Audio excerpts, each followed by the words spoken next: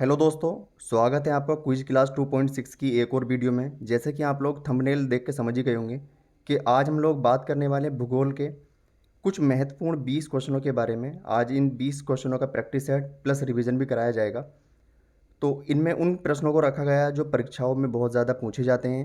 Repeated क्वेश्चनों को यहाँ पर रखा गया है और साथ ही साथ एक एक क्वेश्चन के आंसर की भी हम लोग व्याख्या करने की कोशिश हम करेंगे, ताकि आप लोगों ने देखा है कि अभी एग्ज़ाम का जो पैटर्न है वो पूरी तरीके से चेंज हो चुका है।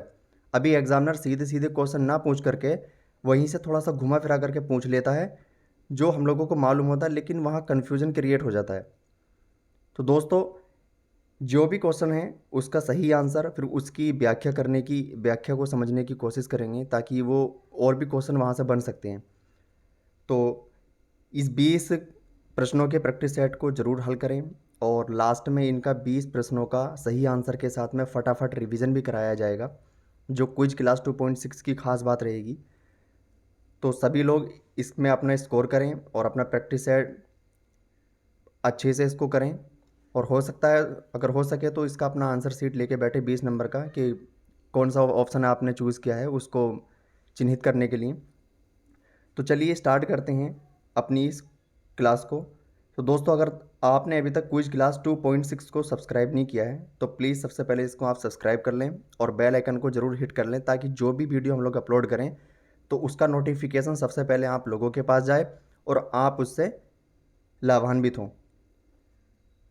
चलिए दोस्तों, आज का पहला सवाल है, जिब्राल्टर जल डमरू मध्य किन दो देशों के बीच है? आपके चार ऑप्शन हैं। ऑप्शन ए पुर्तगाल और मोरक्को, ऑप्शन बी अल्जीरिया और स्पेन, ऑप्शन सी है मोरक्को और स्पेन, या ऑप्शन डी अल्जीरिया और पुर्तगाल। तो दोस्तों, आपका करेक्ट आंसर हो जाएगा ऑप्शन नंबर सी, मोरक्को और स्पेन। दोस्तों, मोरक्को और स्पेन के बारे में थोड़ा सा जान लेते हैं कि जिब्राल्टर जल संधि मोरक्को और स्पेन के बीच है। जिब्राल्टर जल संधि पूरब में भूमध्य सागर को और पश्चिम में अटलांटिक महासागर को जोड़ती है। जैसे कि आप पिक में देख पा रहे होंगे, एक मैप दे रखा है जिसमें आपको जिब्राल्टर जल संधि एक तरफ अटलांटिक महासागर को और एक तरफ भूमध्य सागर को जोड़ रही है। तो आप नक्शे से भी इजीली समझ सकते हैं। बढ़ते हैं नेक्स्ट क्वेश्चन की तरफ। क्वेश्चन नंबर 2 है आपका, केल नहर किसे जोड़ती है? ऑप्शन ए बाल्टिक सागर और उत्तरी सागर, ऑप्शन बी बाल्टिक सागर और नॉर्वेजियन सागर, ऑप्शन सी बाल्टिक सागर और श्वेत सागर, या ऑप्शन डी श्वेत सागर और उत्तरी सागर। तो दोस्तों, आपका करेक्ट आंसर हो जाएगा ऑप्शन नंबर ए, यानी बाल्टिक सागर और उत्तरी सागर को। थोड़ा सा इसके बारे में जान लेते हैं कि केल नहर विश्व की प्रसिद्ध नहर है जो बाल्टिक सागर और उत्तरी सागर को जोड़ती है। जैसे कि आप नक्शे में देख पा रहे होंगे कि यहाँ पर एक केल नहर है और बाल्टिक सागर और उत्तरी सागर को जोड़ रही है। ठीक है, चलते हैं नेक्स्ट क्वेश्चन की तरफ। अगला क्वेश्चन है आपका क्वेश्चन नंबर 3, म्यांमार की अंतर्राष्ट्रीय सीमा निम्नलिखित में से किस देश के साथ नहीं लगती है? Option A Laos, option B Thailand, option C Vietnam, या ऑप्शन डी भारत। आपका करेक्ट आंसर हो जाएगा दोस्तों option number C, Vietnam. Vietnam के बारे में थोड़ा सा अगर डीपली जाना जाए, म्यांमार के उत्तर में चीन और उत्तर पूर्व में वियतनाम स्थित है। वियतनाम के पूर्व में लाओस और थाईलैंड, जबकि दक्षिण पूर्व में भारत स्थित है। म्यांमार के पश्चिमी सीमा बांग्लादेश और अंडमान सागर लगते हैं और इसमें वियतनाम का कहीं भी जिक्र नहीं हुआ है। तो इसका मतलब ये है कि म्यांमार की अंतर्राष्ट्रीय रेखा को स्पर्श करने वाला देश वियतनाम नहीं है। ठीक है, जो जो इसकी अंतर्राष्ट्रीय सीमा बनाते हैं उन सबके नाम यहाँ पर दे रखे हैं। आप चाहें तो स्क्रीनशॉट लेकर के इसको नोट भी कर सकते हैं। बढ़ते हैं नेक्स्ट क्वेश्चन की तरफ। क्वेश्चन नंबर 4 है आपका, पूर्ण निर्वात में अपवर्तन सूचकांक कितना होता है? Option A 0, option B 1, option C 1.25, या ऑप्शन डी 0.5। तो दोस्तों, आपका करेक्ट आंसर हो जाएगा ऑप्शन नंबर ए 0। इसके बारे में थोड़ा सा पढ़ लेते हैं। पूर्ण निर्वात में अपवर्तन सूचकांक शून्य होता है। अलग अलग माध्यम से गुजरने के कारण प्रकाश की गति व दिशा में परिवर्तन आता है। प्रकाश उत्सर्जित करने वालों की एक विशिष्टता अपवर्तन सूचकांक होता है। नेक्स्ट क्वेश्चन है दोस्तों आपका क्वेश्चन नंबर 5, पृथ्वी से सूर्य की दूरी कितनी है? पृथ्वी और सूर्य के बीच की डिस्टेंस को पता लगाना है। ऑप्शन ए 7 प्रकाश मिनट, ऑप्शन बी 8 प्रकाश मिनट, ऑप्शन सी 9 प्रकाश मिनट या ऑप्शन डी 10 प्रकाश मिनट। तो आपका करेक्ट आंसर हो जाएगा ऑप्शन नंबर बी 8 प्रकाश मिनट। सूर्य पृथ्वी से लगभग 150 मिलियन किलोमीटर अर्थात 15 करोड़ किलोमीटर दूर है। ये थोड़ा सा हमने इसको डीप में जानने की कोशिश की।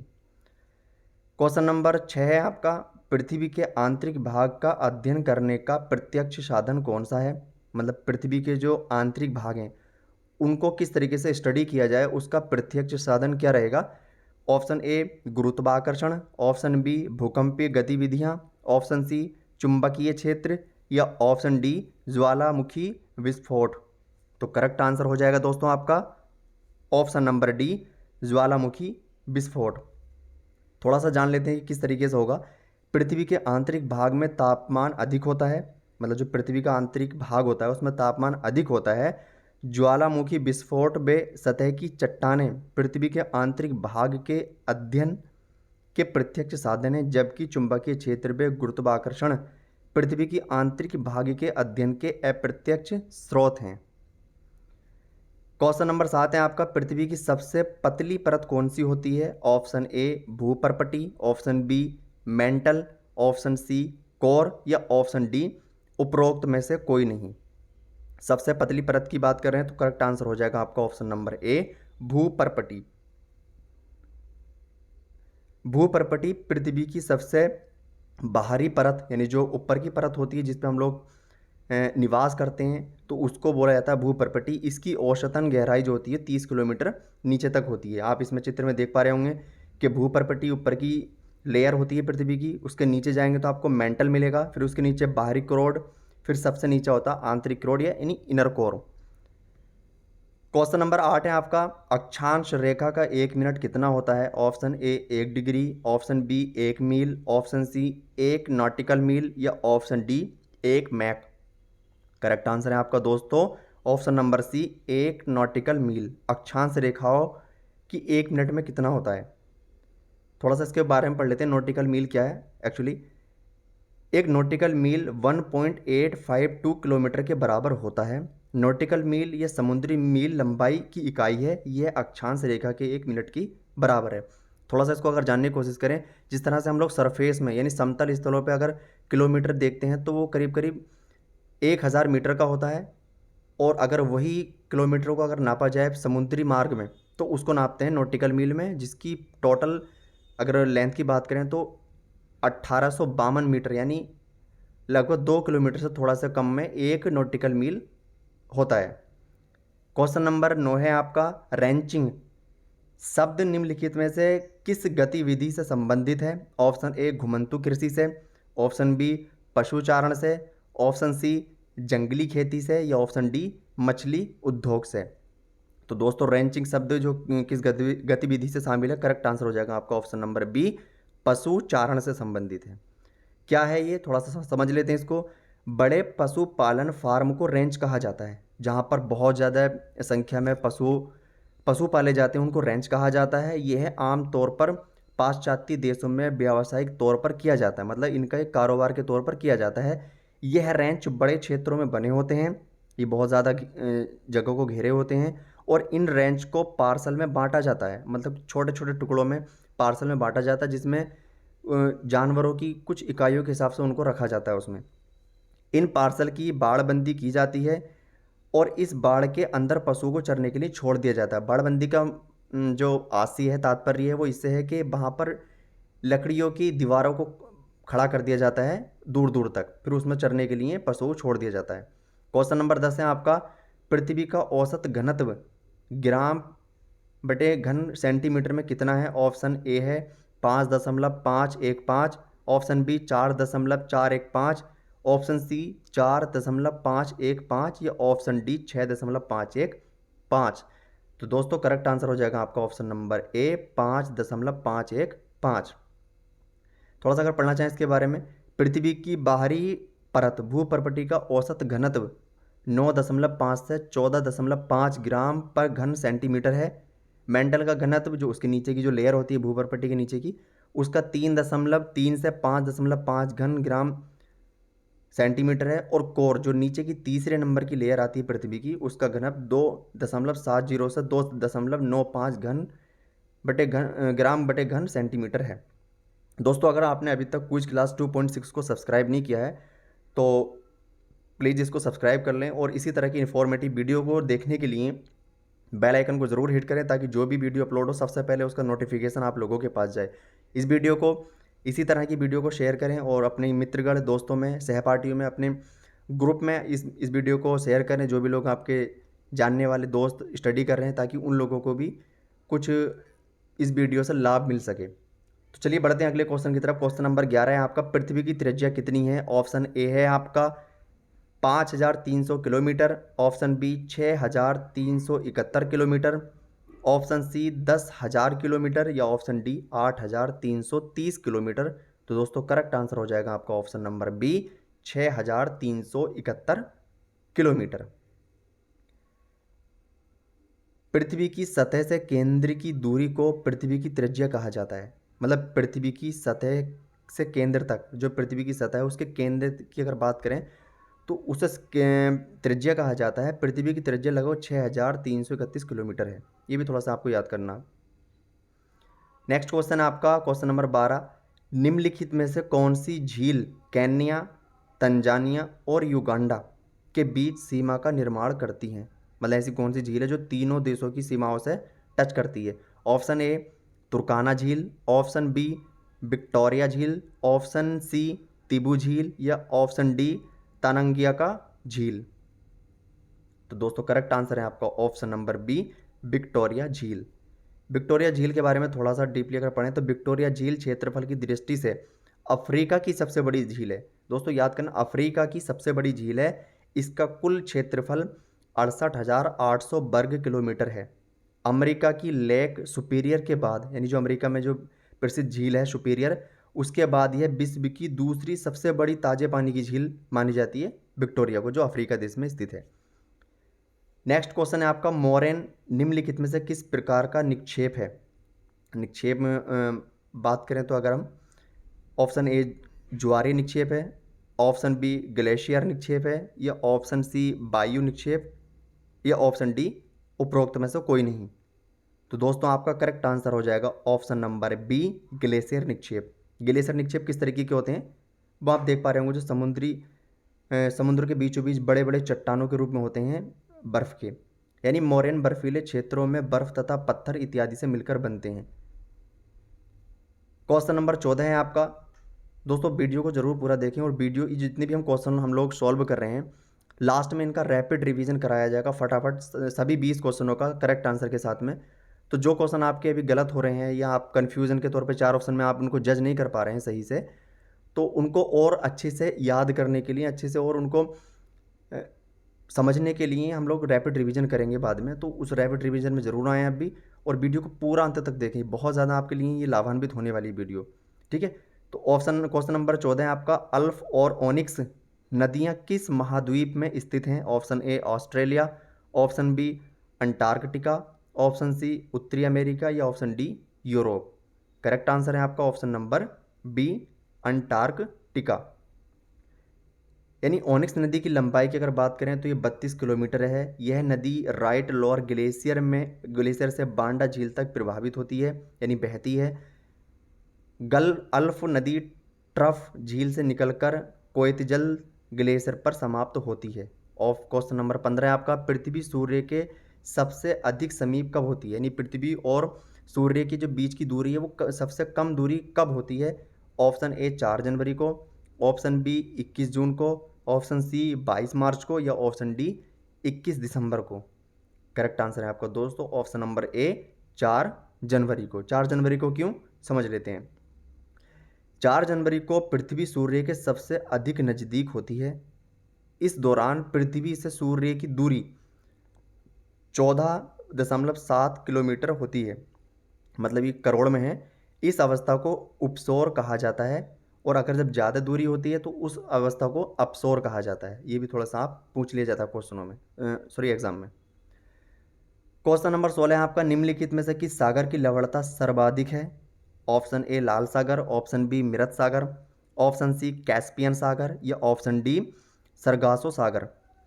मतलब किस सागर की लवणता सर्वाधिक है? तो ऑप्शन नंबर आपका हो जाएगा बी, मृत सागर की लवणता सर्वाधिक है। क्यों है जान लेते हैं। मृत सागर इजराइल, जॉर्डन और फिलिस्तीन के बीच स्थित है। इसकी लवणता 342 किलोग्राम प्रति किलोग्राम है। इसमें पेड़ पौधों और जीव जंतुओं का जीवन संभव नहीं है, इसलिए इसे मृत सागर कहा जाता है।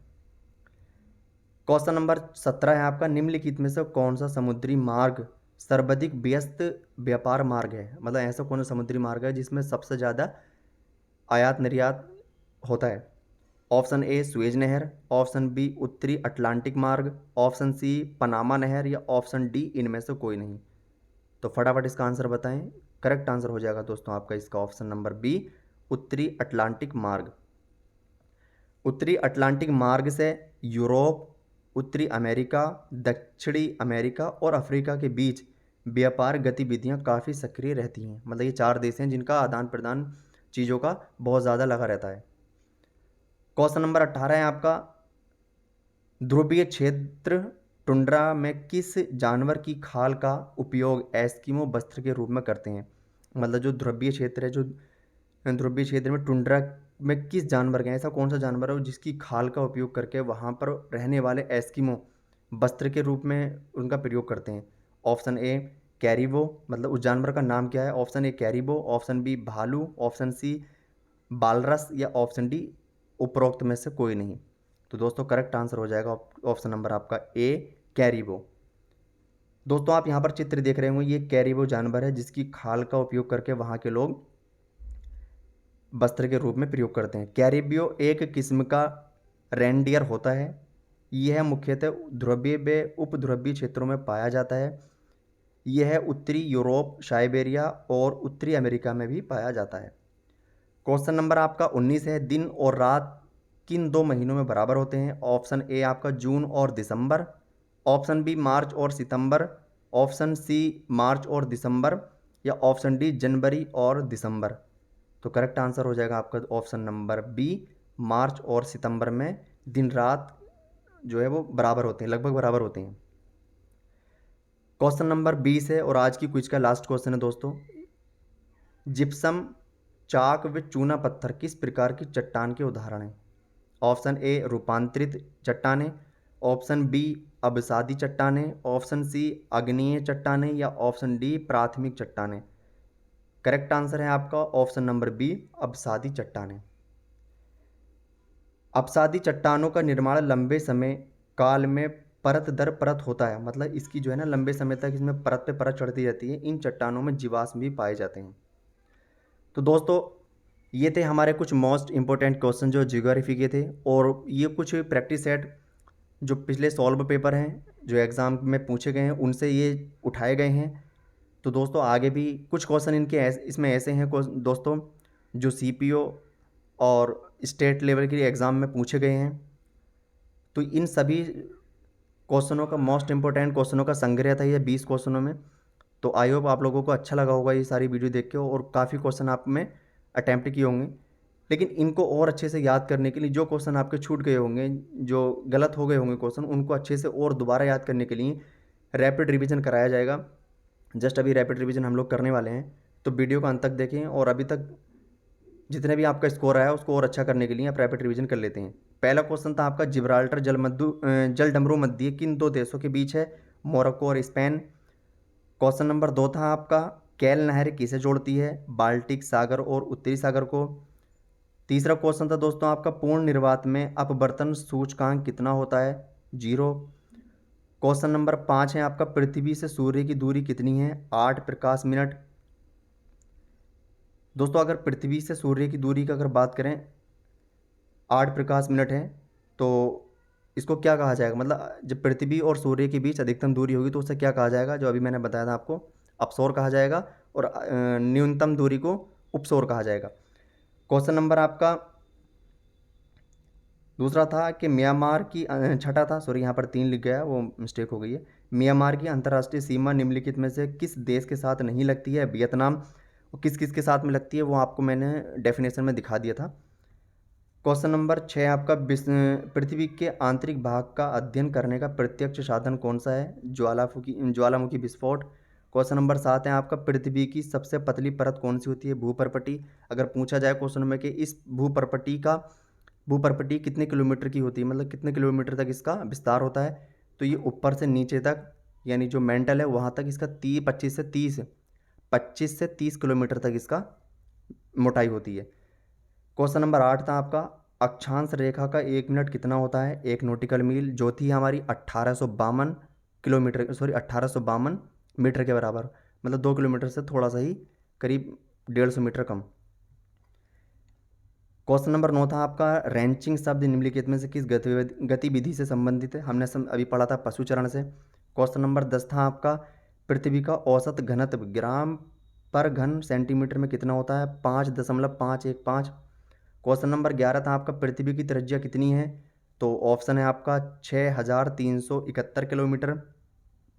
क्वेश्चन नंबर 12 था आपका दोस्तों निम्नलिखित में से कौन सी झील केन्या, तंजानिया और युगांडा के बीच सीमा का निर्माण करती है? विक्टोरिया झील है, जो सुपीरियर झील के बाद, यूएसए की सुपीरियर झील के बाद सबसे ज़्यादा ताजे पानी की दूसरे नंबर की झील है ये। क्वेश्चन नंबर 13 है आपका मोरेन निम्नलिखित में से किस प्रकार का निक्षेप है? तो ग्लेशियर निक्षेप है, जो बड़े बड़े पत्थरों और बर्फ से बनकर ये समुद्र के बीच में बन जाते हैं, तो उनको कहते हैं ग्लेशियर निक्षेप। क्वेश्चन नंबर 14 था आपका अल्फ और ओनिक्स नदियाँ किस महाद्वीप में स्थित हैं? अंटार्कटिका में है ये। क्वेश्चन नंबर 15 था आपका दोस्तों पृथ्वी सूर्य के सबसे अधिक समीप कब होती है? 4 जनवरी को। और 4 जनवरी को क्या कहा जाता है? उपसौर की स्थिति 4 जनवरी को घटित होती है। क्वेश्चन नंबर 16 था आपका दोस्तों निम्नलिखित में से किस सागर की लवणता सर्वाधिक है? तो वो मृत सागर की है, लगभग 342 इतनी है लगभग। क्वेश्चन नंबर 17 है आपका निम्नलिखित में से कौन सा समुद्री मार्ग सर्वाधिक व्यस्त व्यापार मार्ग है? तो उत्तरी अटलांटिक मार्ग है।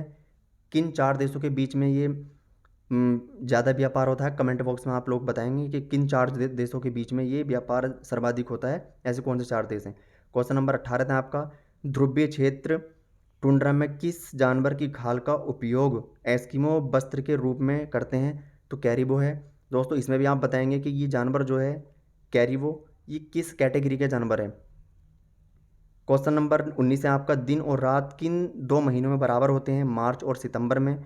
और लास्ट क्वेश्चन था आपका दोस्तों जिप्सम चाक व चूना पत्थर किस प्रकार की चट्टान के उदाहरण है? अपसादी चट्टानों के।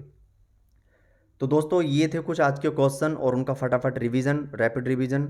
आई होप सभी लोगों का स्कोर बहुत अच्छा गया होगा और उम्मीद करता हूँ कि सारे क्वेश्चन आप लोगों के लिए बहुत ज़्यादा महत्वपूर्ण होंगे, क्योंकि ये प्रैक्टिस सेट से उठाए गए हैं जो विगत परीक्षाओं में, जो अभी 2021 तक के आपके प्रीवियस ईयर के पेपर में भी आपको ये देखने को मिले हैं, वहाँ से इनको चुन चुन के उठाया गया है। तो दोस्तों इसी तरह की और इन्फॉर्मेटिव वीडियोस के लिए क्विज क्लास 2.6 को अभी सब्सक्राइब कर लें और इस वीडियो को अपने दोस्तों और अपने सारे सहपाठियों में शेयर करें ताकि उन लोगों को भी इसका लाभ मिल सके।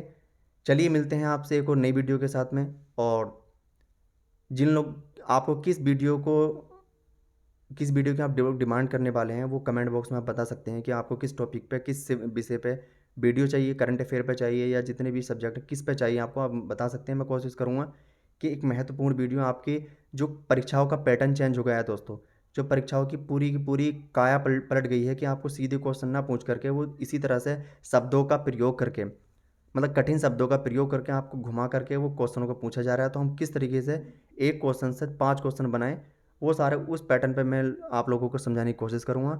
तो बस अपना सपोर्ट बनाए रखें और इस परिवार को ज़्यादा बढ़ाएं। प्लीज़ सब्सक्राइब जरूर करें इस चैनल को और मिलते हैं अगली वीडियो के लिए, अगली वीडियो में। तब तक के लिए जय हिंद, जय भारत। Okay, thank you.